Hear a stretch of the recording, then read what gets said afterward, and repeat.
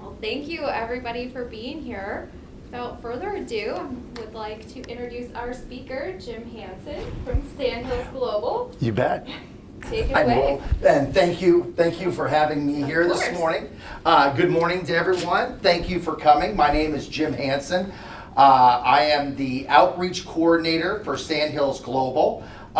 Just as a preview for you for next week, I believe it's Joni or back. Jody? Yes.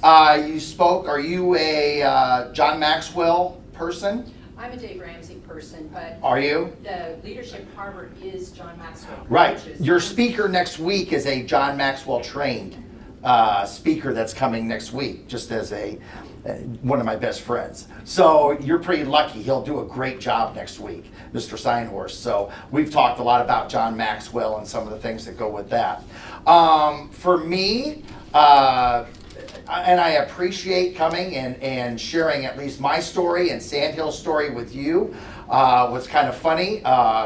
So I decided in college, I came here for college at UNL, and I decided I wanted to be a teacher and an athletic coach. So for 33 years, I was an English teacher at Pius High School here in town. And I used to be head baseball coach for 20 years. I still coach football over there. We have our scrimmage game tomorrow night, and then we start. So this will be my 38th year of coaching high school football. I'm in charge of the Lincoln Football Coaches Association here in town. I'm in charge of Babe Ruth Baseball here in town. I used to be a professional baseball scout for a while. I worked for the Cincinnati Reds and had the Nebraska area, the Reds and the Dodgers, for about 10 years, 12 years when we were doing that. And 2 years ago, I decided that I kind of wanted to shift gears. One of my fellow teachers told me, teachers never leave teaching, they just go to another school. And I said, well, I wanted to try something different. Sometimes teachers are like, how do I translate into business? So I knew the Pede family very well. And I've been familiar with Sandhills as a business. And so they needed an outreach coordinator, and I thought I could fill the position. So it's been a great partnership over the last 2 years. As far as Sandhills goes, so Sandhills, for those of you that don't know, we are a family, locally owned business that's out in Northwest Lincoln, right in Fallbrook. We are, for a better term, we are a broker for people that want to buy and sell different things. Our pillars that we were built on was farm equipment, so tractors and combines and things like that, heavy machinery, construction equipment, so that'd be loaders, graders, things like that, over-the-road trucks and trailers, and personal aircraft. So that's what we kind of started with. And it's getting to be that type of season now, if you start listening to anything like Nebraska volleyball, football, basketball, baseball, softball, you're going to hear about two of our brands that we advertise with the university. And that is Auction Time, which is live auctions for everything that we have, and High Bid. High Bid is a really neat site. It's kind of like eBay. You can buy and sell just about anything. We have collectibles, furniture, jewelry, clothing, coins, anything that's on there. And it's kind of a neat site to look on and see. HIBID. So we host that. We are now called, it used to be Pede Publishing, then it was Sandhills Publishing. I cannot tell you how many people have always said, what do you publish out there? You guys have Sports Illustrated or Time? No, we do not. Do you guys do books? No, we do not. So we publish our own magazines. For a better way to think of it, if you go to a convenience store and you see Autos for You, and they have the little pictures of the cars or the trucks, we do that, but we do it on a bigger scale. We do it for over-the-road trucks and trailers. We do it for heavy machinery or farm equipment or personal aircraft. We can also, we have over 50 different platforms that we work with at Sandhills. So we have like Crane Trader, Forestry Trader, RV Universe, and then Livestock Market is our newest one. So we started this in March, which is people could buy and sell livestock, goats, chickens, cows, alfalfa, whatever.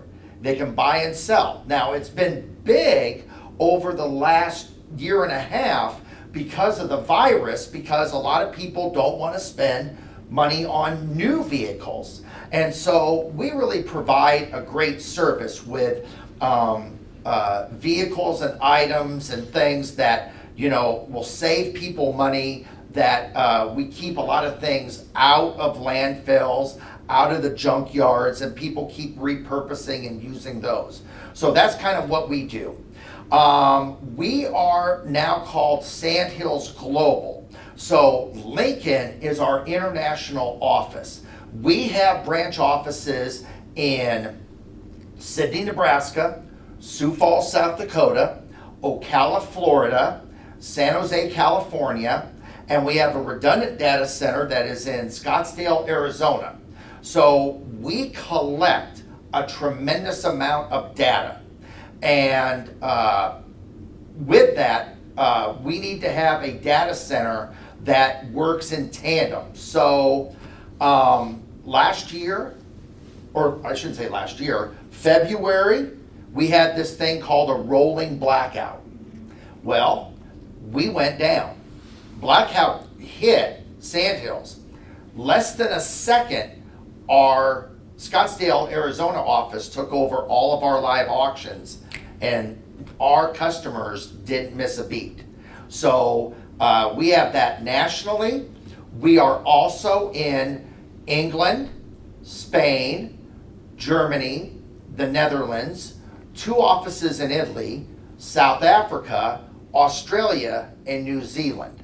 So I always like to say as an old literature reference, the sun never sets on Sandhills Global. We constantly have our branches that are always working and doing things like that. So that's kind of who we are right now. The business was actually started in 1978 with Tom and Rhonda Peed, and they started it in Webster City, Iowa, out of the, they delivered all the magazines out of the back of a pickup, and as they grew, in about 1984, 1985, in 85, they moved to Lincoln, and they were looking at all different communities, places like Des Moines, Minneapolis, Omaha, and they chose Lincoln. And part of it is because of our location right off of the interstate. Part of it is because of the university, and now, fortunately, with SEC being able to have that workforce that's here, and just the Midwestern lifestyle that we have, the blue collar, hard, dedicated, disciplined people that we have. As you will see, this is our dress code. We are business formal out at Sandhills. Men are white shirts, ties, jackets. Women are blouses, skirts, dresses, things like that. I've really enjoyed the transition for myself moving over there. I think Sandhills has a great message. They are, the Pete family and Sandhills are very giving to the community. They have a passion for education. They have a passion for youth, for kids, for basic needs. We have at Sandhills what's called the Employee Donation Program. So any of our employees that would like to donate, the Pede Foundation will match dollar for dollar any donation that they have. So years ago, the Lincoln Food Bank came to Sandhills with the idea of the backpack program. And our employees took off with it and really funded it. And it's been great for LPS. And now it's moved into other schools all throughout the state of Nebraska. So, basic needs, they've had a passion for that. The Pede family will also have a passion for law enforcement. Tom Pede, Mr. Pede, is a veteran of the U.S. Army, so we support veterans and law enforcement and first responders. And it's just been great to, as the outreach coordinator, to be able to work with those groups. And it's such a great family and great place to be at, to work at. I cannot, Rick and I get to work, we're gonna get to work together a lot. I can't divulge at this time, but there's a really exciting project that we are both working on that I think is really gonna change SEC, and I think it's gonna change, us and what you guys are able to do. So we're excited about everything that you guys are doing here. For me, like I said, I really enjoy working with students and working with kids, working with people in groups. I love coaching. Like I said, I've done football forever. I always tell people I get more excitement on a Friday night than most people get in an entire month of their job. I get to be out there and run around like a madman and all the things like that. Me personally, I'm an only child from Omaha. I grew up in Omaha. I went to Creighton Prep High School, graduated in 1981, and came to Lincoln. And I happened to be coaching a young man and found out through a friend that his sister wasn't dating anyone, and I wasn't dating anyone, and we started dating, and we ended up getting married. Well, my wife has 11 brothers and sisters. So I went from having, no brothers and sisters to 11. So my wife is a proud graduate of Southeast Community College.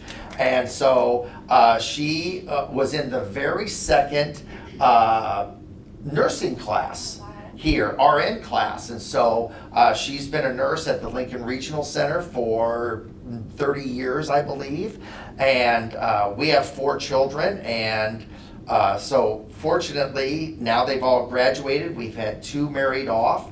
And now it's just back to her and I, empty nesters on things. A couple little things that I would like to share, just as a coaching kind of an idea. I was thinking about this and talking with people. 3 things that really I've picked up through all my journeys.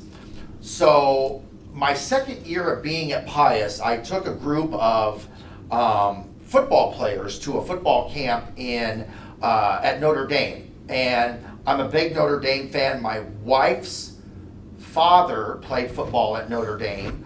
And I just enjoyed, I like how it was. And so I'm a big Lou Holtz fan. Got to meet him there.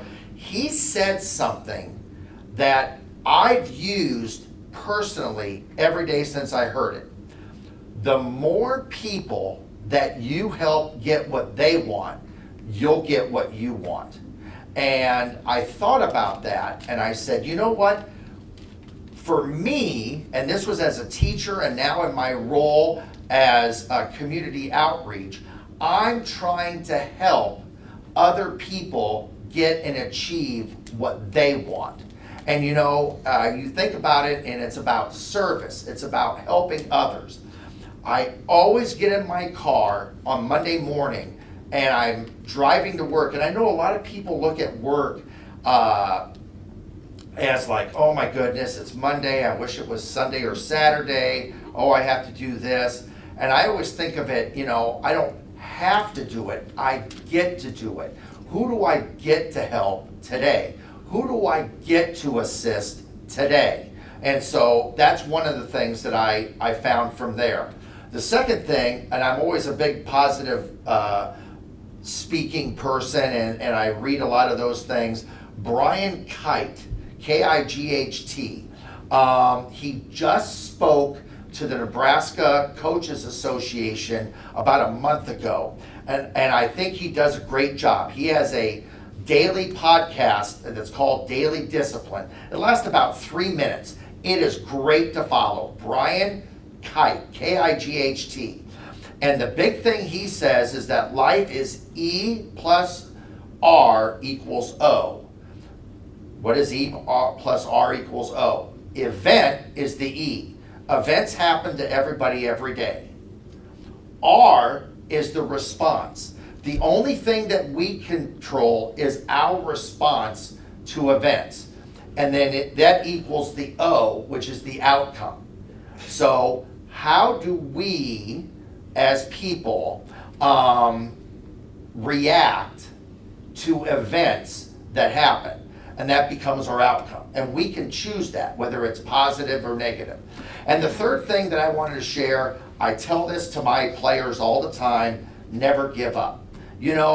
Life is supposed to be hard. Anything worthwhile is supposed to be a struggle.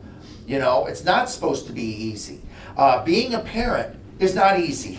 Being a teacher is not easy. Being a business owner is not easy. It's a struggle, but that's the challenge. I always like to look at that. I love having a challenge like that and trying to solve that and trying to help people. So never give up, never relent, always keep attacking it. And so those are things that I wanted to kind of share with it as well. I'm so excited for the school year, both here at SEC and then even with the high schools and universities. I'm looking forward to football season coming in, and I'm looking forward to hopefully a normal holiday season. My wife's family, so she has 11 brothers, so there's a family of 12. You can say that Thanksgivings and Christmases are big and they're traditional. And so, we normally have 60 to 70 people at a family function. We're hoping we can all be back together at that this year. So those are all. So anything else? I probably have talked too much. Any questions or any things that people have or anything like that? Yes. Just it sounds like you've done a lot in a short amount of time because you're not a young guy by any means. Your experience. Thank you. That's a very, very nice way to put it. Do you see Sandhills being one of your last stops? Is this where you're going to end it? I'll tell you what. I cannot think of a better business or family to work with. And coming in, all the things that they are involved with, is it a last stop? I would say yes. I mean, I'm not looking to go anywhere else. There are so many tremendous opportunities that we have. Some of the things that I'm working on right now. Our branch office a year and a half ago in Sydney was trying to help their local food bank. So Mr. Peed, Sean Peed, that's taken over Sandhills for his father and mother, Mr. Peed approached and said, we need to find out more about this food bank that's out there. So I've been trying for a little over a year and a half to try to create a new food bank facility for them in Sydney. So I've been working with them on that. We have an exciting project with SEC that we are working on. So all those different things, I've allowed different irons in the fire that kind of go with that. So I just try to help with those things. But, I'm glad that you brought that up because one of the things that we have done in my time there So what's kind of interesting, and I don't know what you guys are experiencing as business owners, but when I first came to Sandhills 2 years ago, went to some of the local civic events, and all I heard business owners doing were complaining about there's not enough workforce. We can't find workforce. We can't find workers. By the way, that seems to have gotten worse. So, I'm a coach. Either you complain about something or you do something about it. So I put my thinking hat on and came up with an idea, approached Mr. Peed with it. He said to run with it, and so we have. So we started a year ago the Sandhills Technology Initiative with Southeast Community College. So students that are interested in technology that go to SEC, they have a chance to earn a Sandhills scholarship and work with us. Now, we have paid internships at Sandhills. And I know Brooke and I were visiting a little bit earlier. So because of our business of brokering people that want to buy and sell, we have a lot of sales positions, and then we gather a tremendous amount of data. So we have a lot of IT positions. So those are our two big ones, sales and IT. So my family, I have a daughter and 3 sons. 2 of my 3 sons have worked as interns, sales interns at Sandhills. They learned about sales and what we do with our sales interns. Now, they come out, they wear our uniform. They can work for a variety of our different platforms. We pay $15 an hour as a sales intern, plus 10% commission on anything they sell. So if they find someone that posts a $70,000 tractor, they can get 10% of that, and so they have different items that they'll go. So we have sales interns. By the way, any SEC student, any student at all, any college, community college, university student, they can be a sales intern with us at any time. Our IT interns, we have IT support, we have software development, we have network development, things like that. We pay between $20 and $25 an hour for college interns in technology. So if the SEC student is on the IT scholarship, they come in and they work. We have 2 of them right now. Gabe Isaacs just started with us just about 3 weeks ago. They earn between $20 and $25 an hour, working part-time. We ask between 15 and 30 hours. Of course, some of those guys over the summer, they're working 40 hours for us. Our CAO, Nancy Posh, figured that a college student could earn as an intern between $20,000 and $35,000 a year while they're going to school. Now, there is not a more economical school than Southeast Community College. So that $20,000 goes a long way, and it helps with a lot of different things. So we've partnered with SEC. So they go to school, they intern for us.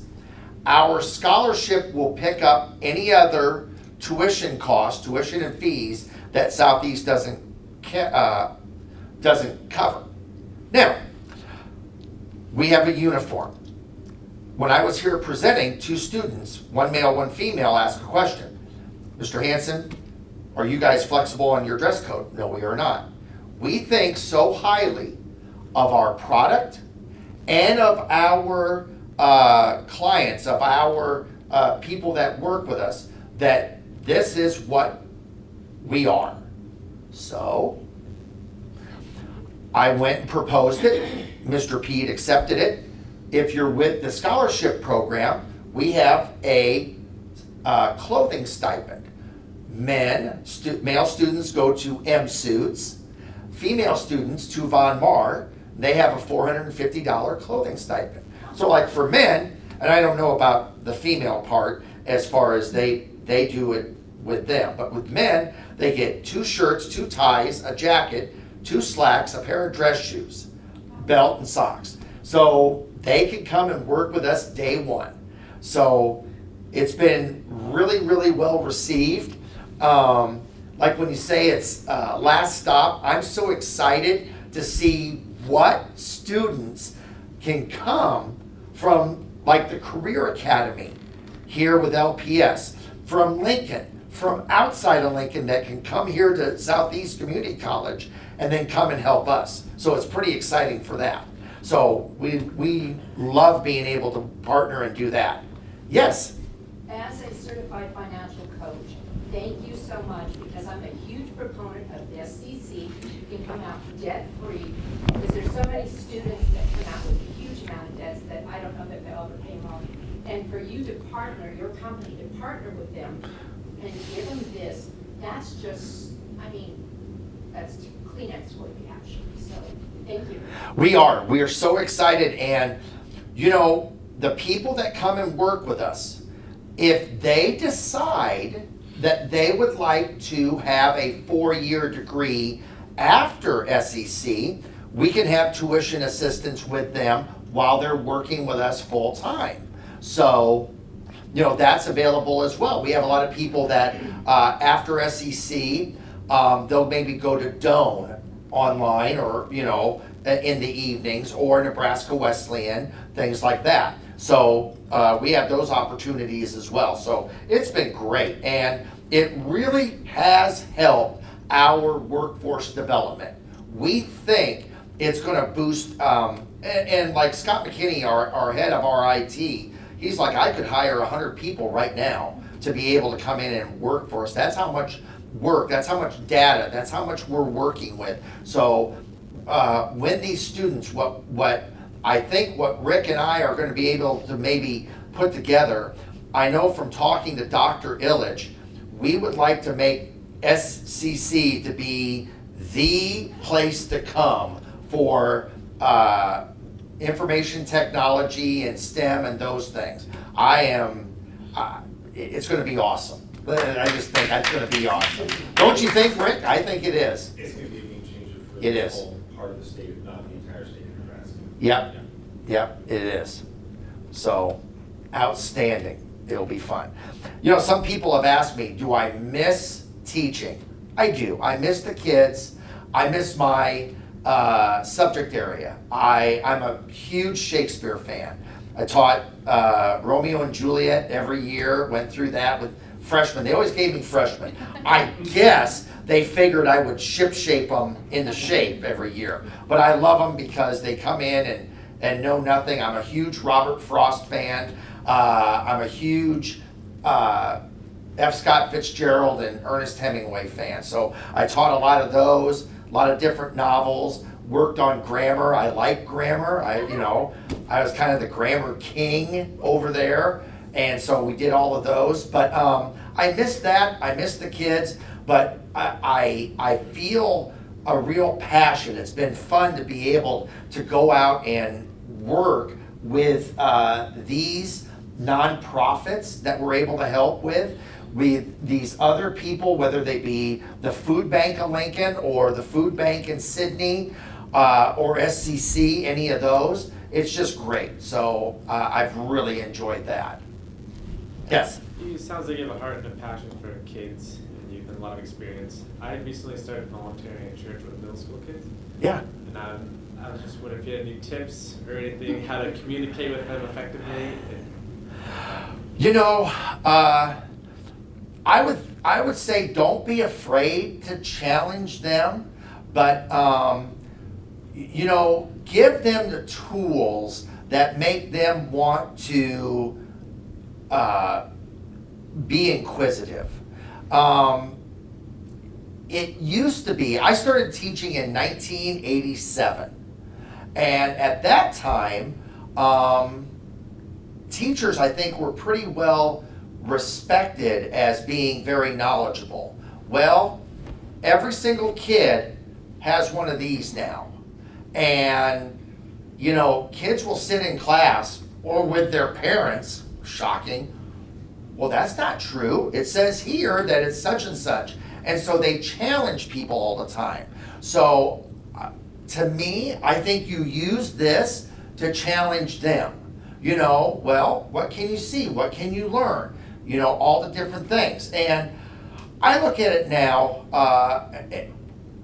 whether it's civic, local, you know, athletics, whatever it may be, to try to find both sides of things and, you know, kind of teach them how to make qualified decisions. Now, I have my own personal views, but that wasn't in part important in class. I wanted them to find them and make, you know, to learn from there.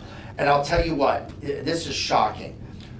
You're never going to know what actually sticks with a young person when you start to talk to them. I have people that come back, they'll be back for reunions or they'll see me at football games. Hey, remember that time in class when you said da da da da da? Or remember that time that we did this? No, I don't. But they did. Yeah. And I've had at least 3 former students that have come back and said, hey, you know, because we covered this poem or we covered this book, that made me want to go be a teacher. And, you know, it kind of lightens, you know, it makes you feel good that you made that connection for them. So whenever you're working with young people, you're the conduit, you know, something's going to stick, and what can you do to help them to find whatever their passion is? So I'm proud of you for doing that. That's great. Helping them. We need more. Brooke and I were talking a little bit about junior achievement. We need more people that go and talk about businesses with young people and volunteer for junior achievement. We need more people to be teammates and be a mentor for kids and things like that. Volunteer for youth sports and volunteer for youth activities. Maybe community playhouse. You know, let them, you know, learn the arts and music and things like that. We need more of that. Quick Yes. one. Is my old boss, Ed Jondal, still there? You know what?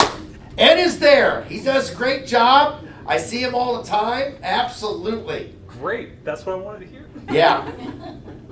He's going to be instrumental with our IT part when we get out there. So we're excited. He'll be part of the whole process with SEC and all that we'll do. So that'll be great. Is there one last question? Anyone? Anything football wise? I I am so About excited. all the trades that happened with the Cubs. Man, how, you know, that's it's funny because I always remember the old movie North Dallas 40, and what they said in there, you know, when I say it's a game, you say it's a business. When I say it's a business, you say it's a game. It's a business, and they just felt like they couldn't pay all those guys when they were good. So, you know, now you go out and you try to find the next group of young men. I really enjoy coaching at a high school level because everybody changes every year. You have people that graduate and they move on, and you get a whole new group of kids that come in.